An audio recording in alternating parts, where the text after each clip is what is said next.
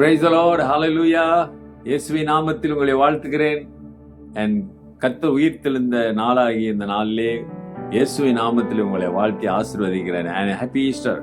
You're most welcome to the covenant of the day. இந்த காலை உடன்படிக்கைக்கு உங்களை அன்போடு வரவேற்கிறேன். இன்றைக்கு கர்த்தர் உயிர்த்தெழுந்த நாள், ஈஸ்டர் பண்டிகை. எல்லாரும் சந்தோஷமாய் ஒரு வேலையை இந்த தியானத்தை கேட்டுட்டு ஆலயத்துக்கு நீங்கள் போகலாம். எப்படியோ இந்த இன்றைக்கு ஆலயத்துக்கு போய் ஆண்டவரை ஆராதித்து உயிரில் தேவனை துதித்து ஆண்டோட சமூகத்தில் ஒப்பு கொடுங்க. ஆண்டவரே உங்களுக்கு மகிமையாய் நான் வாழணும்னு சொல்லி அர்ப்பணம் செய்யுங்க. இந்த உயிர்த்தெழுந்த நாள் உங்களை உயிர்ப்பிக்கட்டும். உங்கள் குடும்பத்திலே ஆண்டவர் போதுமானவராக இருந்து புதிய கிருபைகளை தந்து புதிய காரியங்களை ஆசீர்வதித்து வழிநடத்த கிருபை செய்வாராக. சரி, இன்றையுள்ள வார்த்தையை நான் பார்ப்போம். ஆண்டவர் சிலுவையிலே தொங்கிக் கொண்டிருக்கிறார். அவைகளிலே அந்த பாடுகள் நிறைந்த அந்த சூழ்நிலையில ஆண்டவர் அருமையான வார்த்தைகளை எல்லாம் சொல்லி வருகிறார். இப்படி ஒரு வார்த்தையை விட்டு ஜீவனை விடும் பொழுது அங்கு ஒரு சம்பவம் நடக்கிறது, ஒரு சாட்சி வருகிறது. அதைத்தான் நான் பார்க்க போகிறோம். அது மார்க் 15:39, Mark 15:39.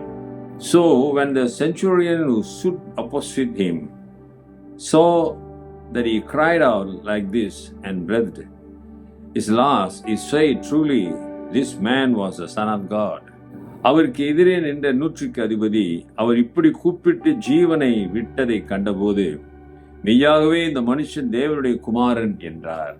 நூற்றுக்கு அதிபதி உங்களுக்கு தெரியும் யார் என்று. அவனுக்கு 100 சோல்ஜர்ஸ் இருப்பாங்க.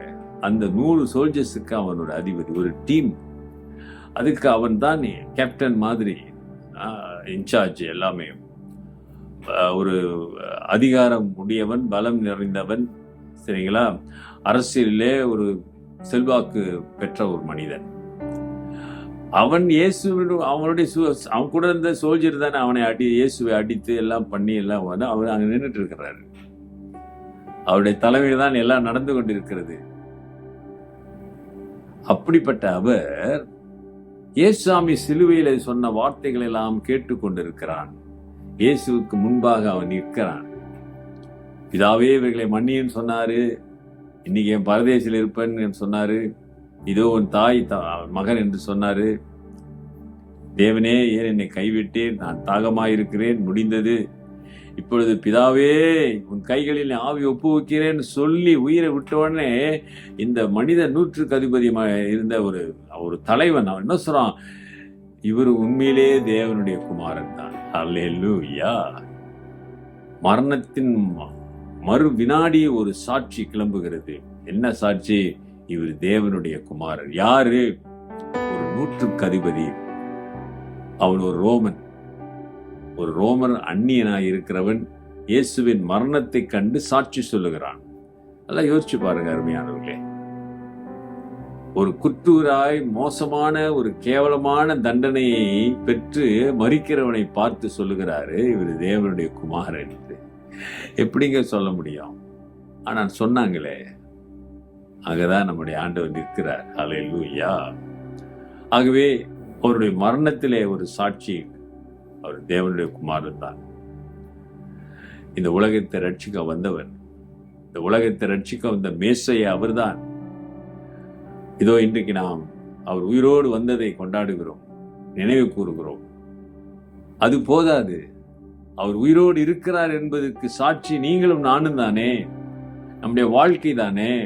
Our life is going to be a witness that Jesus the resurrected, he is alive, he is a living God. உங்கள் வாழ்க்கை என் வாழ்க்கை தான் அவர் உயிரோடு இருக்கிறார் என்பதை பிரதிபலிக்க முடியும். உங்கள் வாழ்க்கையை யோசிச்சு பாருங்க. உயிருள்ள ஆண்டவருக்கு மகிமையான வாழ்க்கையாக இருக்கிறதா? அவர் மரிக்கும் போது சாட்சி சொல்றாரு, இவர் தேவனுடைய குமாரன் என்று. உங்களையும் என்னையும் பார்த்து சொல்ல வேண்டும், இவர்கள் கர்த்தருடைய பிள்ளைகள் என்று. ஜீவனுள்ள தேவனை மகிமைப்படுத்துகிற பிள்ளைகளாக இருங்க. கர்த்தர் உங்களையும் உங்கள் குடும்பங்களையும் ஆசீர்வதிப்பார். இன்றைக்கு உங்க வாழ்க்கையில் ஒரு அற்புதம் செய்வார். ஜெபிப்போம். நல்ல ஆண்டவரே, இந்த கால வேளைக்காக நன்றியோடு துதிக்கிறோம். இந்த பரிசுத்த நீர் உயிர்த்தெழுந்த இந்த நாளை ஆண்டவரே உலகம் முழுவதும் நினைவு கூறும் பொழுது கலங்காதே திகையாதே, நான் உன் தேவன், நான் உன்னோடு கூட இருக்கிறேன் என்று சொன்ன ஆண்டவரே, நீர் உயிருள்ளவர். ஆகவே எங்கள் ஜெபங்களை கேட்கிறீர். எங்களை பார்க்கிறீர், எங்களை கரம் பிடித்து நடத்துகிறீர் என்கிற அந்த விசுவாச நம்பிக்கையோடு உமக்கு மகிமையாய் வாழ உதவி செய்யும். வல்லமையான கரம் ஒவ்வொருவரையும் தொட்டு ஆசீர்வதிக்கட்டும்.